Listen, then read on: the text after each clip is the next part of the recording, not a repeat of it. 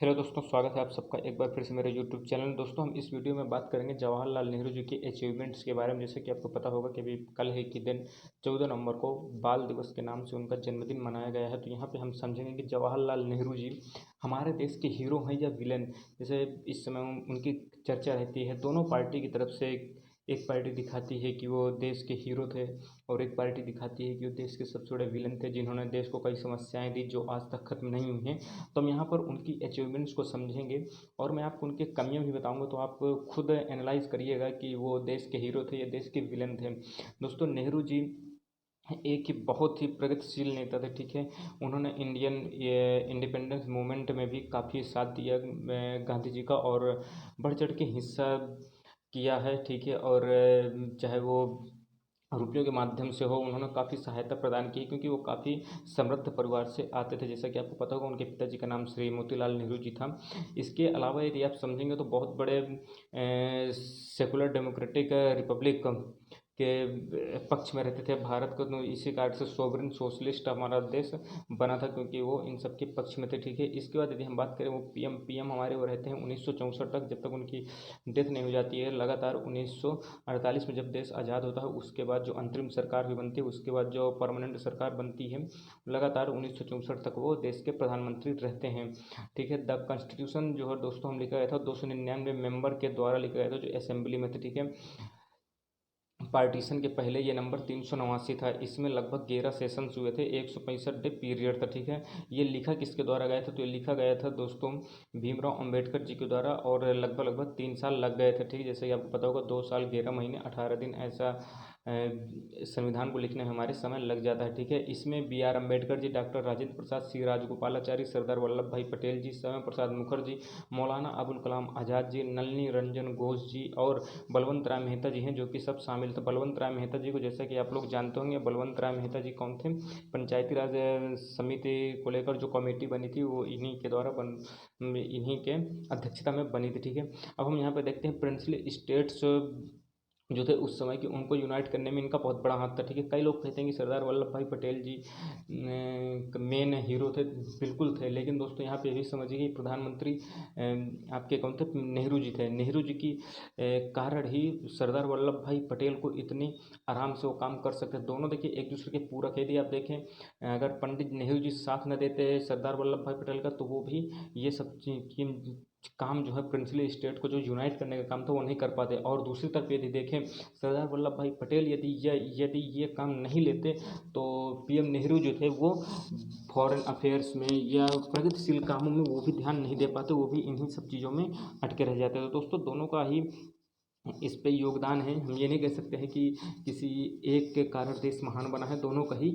महत्वपूर्ण रोल है। इसके बाद यदि आप देखेंगे, यहाँ पर जो वल्लभ भाई पटेल जी थे, इनके जो राइट मैन कहे जाते हैं इस प्रिंसली स्टेट को यूनाइट करने में, वीपी मेनन जी थे, ठीक है। तो यहाँ पे आपको समझना होगा। इसके बाद यदि आप देखेंगे, 6 मई को वल्लभ भाई पटेल बिगन लॉबिंग करना उन्होंने स्टार्ट कर दिया था प्रिंसली स्टेट्स के साथ, कि यदि आप प्रेम से आना चाहें तो आ जाइए, अन्यथा जनता आपके खिलाफ हो जाएगी, तो आपको भागना पड़ेगा या हमें ज़बरदस्ती आपको हटाकर अपने अंडर में लेना पड़ेगा। ये उन्होंने डरा धमका कर प्रेम मोहब्बत से जैसे जो स्टेट माना प्रिंसली स्टेट, उसे ऐसे अपने देश में मिला लिया, ठीक है। अब हम यहाँ पे देखते हैं इलेक्शन कमीशन ऑफ इंडिया, जो कि आप जानते हैं 25 जनवरी 1950 की इसकी स्थापना होती है। ये भी दोस्तों नेहरू जी की लीडरशिप के अंडर ही बनाया गया था। यदि आप यहाँ पे एक बात समझे, देखिए वो प्रधानमंत्री थे, चाहते तो इसमें कई बदलाव कर सकते थे, और जो कहते हैं ना, एक सरकार अपने मुट्ठी में ले सकती थी। लेकिन आप देखेंगे आज इलेक्शन कमीशन ऑफ इंडिया एक संवैधानिक निकाय है।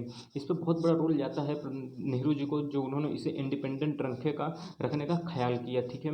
और उन्होंने इसे इंडिपेंडेंट ही रखा। पहले देखिए स्टार्टिंग में क्या था, इसमें एक ही मुख्य चुनाव आयुक्त होता था, लेकिन इसके बाद इन्होंने क्या किया, आर्टिकल 324 में, इसका आप लोगों को पता होगा, आर्टिकल 324 में उल्लेख है इलेक्शन कमीशन ऑफ इंडिया का, ठीक है।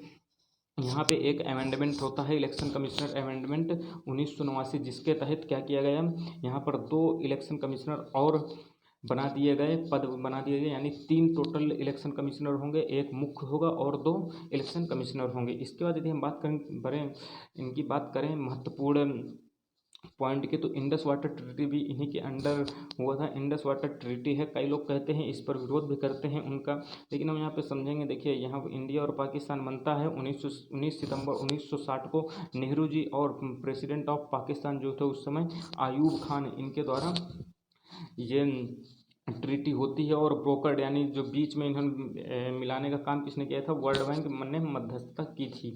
ठीक है, यहीं पर कमी कही जाती है कि वर्ल्ड बैंक को उन्होंने क्यों लाया था, केवल दो देशों के बीच का मसला रखना चाहिए था।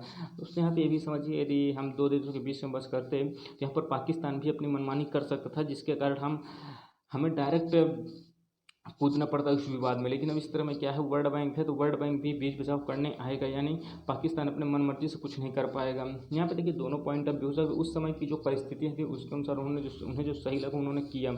यहाँ पे इंडस वाटर ट्रीटी जो थी वो इंडस वाटर यानी सिंधु नदी और उसकी 5 ट्रिब्यूटरी जो है सतलज, ब्यास, रावी हैं, और झेलम, चेनाब और इंडस, ये 6 हैं टोटल। ठीक है, यहाँ पे आपको पता होगा CJI, ठीक है, CJI चेनाब, झेलम, इंडस, ये आपकी जाती हैं आपकी क्या कहते हैं पाकिस्तान को।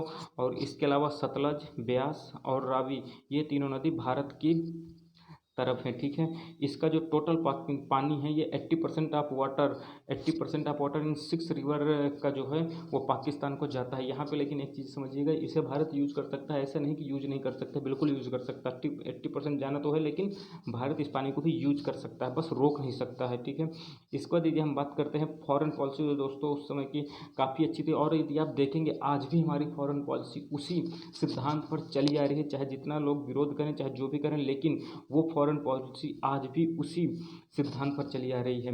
नेहरू जी ने यहाँ पे आप देख सकते हैं फॉरेन पॉलिसी को शेप किया है भारत की। आज भी आप देखेंगे हमारा देश जो है वो ना USA की तरफ ज़्यादा झुका है, ना रसिया की तरफ ज़्यादा झुका, हम अपने इंटरेस्ट पर काम करते हैं। दोस्तों उस समय भी सेम यही चीज़ थी। यहाँ पे आप देख सकते हैं, यहाँ पे आप एक चीज़ समझिएगा। देखिए उस 1930 में जो जर्मनी, इटली और जापान थे, इनके द्वारा जो इम्पीरियल एग्रेशंस किए जा रहे थे उनका भारत सरकार ने कड़े रूप पर विरोध किया था। यानी भारत सरकार तो नहीं उस समय होती थी, भारत ने जो ये नेता थे इन्होंने बहुत विरोध किया था। साथ ही इसके साथ ही जब USA ने जापान में 1945 में एटम बम गिरा दिया था, उसका भी भारत ने विरोध किया था USA के खिलाफ, यानी जापान के पक्ष में आकर। यानी हम किसी एक तरफ नहीं, हम सही साथ हमेशा खड़े होते थे और मानव अधिकारों के साथ खड़े होते थे। इंडिया पहला ऐसा कंट्री था जिसने नॉन अलाइनमेंट मूवमेंट NAM जो है दोस्तों उसकी स्टार्ट की थी, और उसमें कई देश शामिल हुए थे। ठीक है, इसके अलावा भी आप देखेंगे 1947 में एक कॉन्फ्रेंस होती है दिल्ली में, जिसपे लगभग 29 कंट्री जो हैं भारत की इस पॉलिसी का समर्थन करते हैं। ठीक है, यहाँ पे आपको समझना होगा। ठीक है, इसके बाद यदि हम बात करते हैं इंफ्रास्ट्रक्चर में, तो दोस्तों आज भी आप देखेंगे उनका नाम दूर दूर तक, उनके नाम के आगे पीछे कोई नहीं दोस्तों। जो उस समय की आप समझिए 1950 में जब इतना देश गरीब होता था, आज़ादी मिली थी हमें, हमारे पास कुछ नहीं था, लेकिन उसके बाद देखिए कितने बड़े बड़े काम उस समय नेहरू जी के द्वारा किए गए थे। उनको आप भुला नहीं सकते, लाख आप उनके विरोध में हों, उनकी आपको नीति अच्छी न लगती हो, लेकिन उन्होंने जो काम किए हैं आज भी वो दिखते हैं और वर्ल्ड में उनका नाम है। आप देखिए भाखड़ा नागल डैम जो है सतलज नदी में 1955 में बना। ठीक है, 1955 में प्रोजेक्ट स्टार्ट होता है, और आप ये देखेंगे कंस्ट्रक्शन 1963 में पूरा हो जाता, फुली ऑपरेशन हो जाता है 1970 में। आप समझिए 15 साल में पूरी तरह से कंप्लीट स्टार्ट हो जाता है दोस्तों, बहुत बड़ी बात है। ठीक है, इसके बाद हम बात करते हैं भिलाई स्टील प्लांट के बारे में। आप सुनते होंगे जो छत्तीसगढ़ में, इसको भी इन्होंने ही स्थापना की थी। इसका बोकारो स्टील प्लांट है, ये आपकी USSR की मदद से बनाया गया था। इसे टेम्पल ऑफ मॉडर्न इंडिया इन्होंने कहा था। इसके बाद आप देखेंगे बार्क बी भाभा एटॉमिक रिसर्च सेंटर, जिसको पहले Tata institute of fundamental research TAFR के नाम से जाना जाता है, 1954 में स्टार्ट होता है, और उसको नाम 1957 में बार्क कर दिया जाता है, क्योंकि 1967 में, क्योंकि भाभा होमी जहांगीर भाभा जी की मृत्यु हो जाती है, उन्हीं के याद में इसका नाम बदल दिया जाता है, और इसे भारत सरकार अपने अंडर में ले लेती है। यहाँ पे आप देखेंगे 5 ईयर प्लान से स्टार्ट कर देते हैं USSR से प्रभावित होकर। और ये इनिशिएटिव किसने स्टार्ट करने के लिए कहा था, तो दोस्तों नेताजी सुभाष चंद्र बोस के ये दिमाग की उपज थी 5 ईयर प्लान की, जिसको एग्जीक्यूट किया था पंडित नेहरू जी ने। यहाँ पे आप समझ सकते हैं पंडित नेहरू जी और सुभाष चंद्र बोस, जो कि लोग मानते हैं कि ये दोनों एक दूसरे के विरोधी थे, ऐसा नहीं था दोस्तों। दोनों लोगों का यही चाहना था कि भारत महान बने। हाँ, रास्ते अलग थे दोनों के, कोई अग्रेसिव रहता था और एक जो थे वो नियंत्रण और अपने सौम्यता के साथ काम करना पसंद करते थे, यानी विनम्र होकर।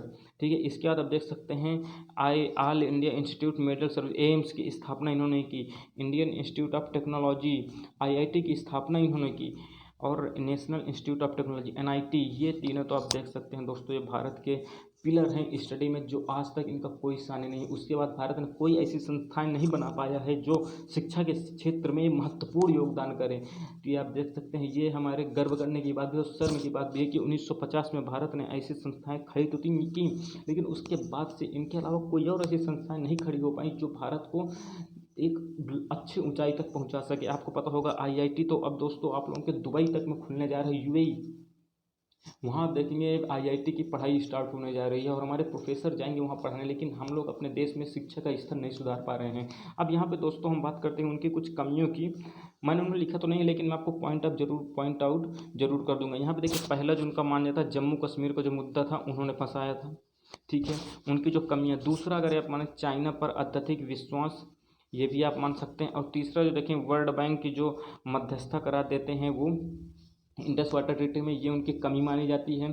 और सबसे बड़ी कमी ये मानी थी, वो मतलब काफ़ी ज़्यादा विनम्र थे, यानी विनम्रता उनके अंदर, ये देखिए अच्छाई भी है बुराई भी है। विनम्र होना उनकी बहुत अच्छाई थी, लेकिन वो कई बार दूसरे की गलती को भी जानते हुए भी टाल देते थे कि चलो हटाओ सुधर जाएगा। तो ये गलती के कारण ही आप देखेंगे पाकिस्तान भी भारत में हमला किया उसके कारण, और उसके बाद इन चाइना ने भी हमला कर दिया, जिसके कारण पंडित नेहरू जी पूरी तरह से टूट गए। और ये माना जाता है उनकी मृत्यु का सबसे बड़ा कारण था उनकी टेंशन, यही कि चाइना पर और पाकिस्तान पर इतना विश्वास करते थे कि हम अच्छा व्यवहार करें तो वो भी अच्छा व्यवहार करेंगे, लेकिन होता ऐसा नहीं है, जिसके कारण उन्हें बहुत टेंशन था। और उनकी मौत का प्रमुख कारण ये भी माना जाता है कि यही टेंशन था। तो ये दोस्तों महत्वपूर्ण वीडियो थे, मुझे उम्मीद है आपको अच्छी लगी होगी। आप अपना पॉइंट ऑफ व्यू बताइए कि आप क्या समझते हैं पंडित नेहरू जी के बारे में, वो सही थे या गलत थे, आप ज़रूर कमेंट बॉक्स में बताएं। और ये भी ज़रूर बताएं कि आप उन्हें हीरो मानते हैं या विलेन मानते हैं, ये भी आपकी सोच पर निर्भर है। चलिए दोस्तों, मिलते हैं अगली वीडियो में, तब तक के लिए दोस्तों धन्यवाद, जय हिंद।